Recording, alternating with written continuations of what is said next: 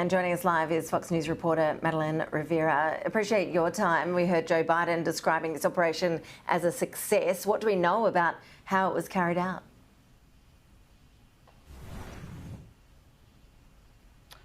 Good evening, Ash. And yes, you know, the U.S. had been trying to track down Ayman Al-Zawahiri for years. There was a $25 million bounty on his head since 2011, but they've been planning this operation for months now.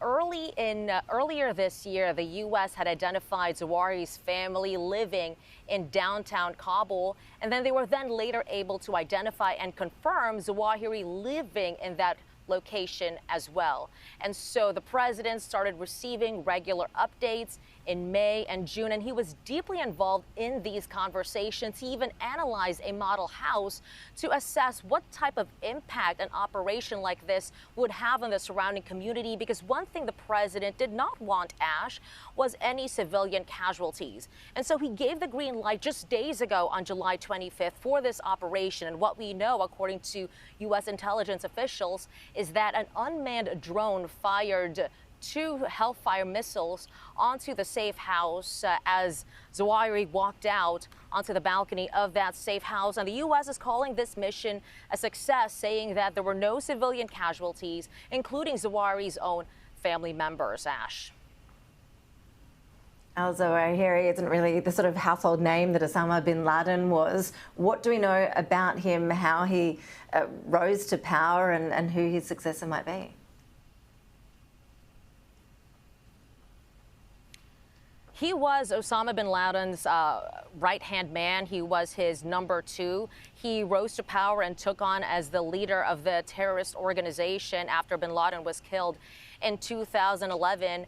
And he wasn't as charismatic as bin Laden for sure, but he was obviously, again, the leader of this organization. Just days ago, he was releasing videos calling for attacks against Americans and its allies. And so the U.S. is saying that his death and this mission will be a significant blow to the terrorist organization. It will certainly, they say, degrade the terrorist organization's abilities to conduct its work, Ash.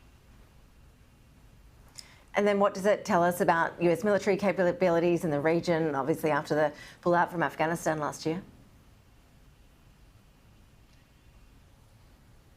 Yeah, it's important to remember that we're just reaching that 1-year mark of the fall of Kabul. And so there was a lot of criticism, as you might remember, about the president's actions, about the pullout from Afghanistan, saying that this would create a vacuum in the region. And there was a lot of scrutiny as to whether the U.S. would be able to maintain its over-the-horizon capabilities of monitoring counterterrorism or monitoring terrorist activities in the region, rather, without boots on the ground. And so this mission, this strike, the success of this mission and its strike will certainly be a boost to that argument. But again, the president, as you heard in his remarks earlier tonight, said the work isn't over, saying that they will continue their mission to obviously find out and try to track down as many terrorist organizations and actors as much as they can, Ash.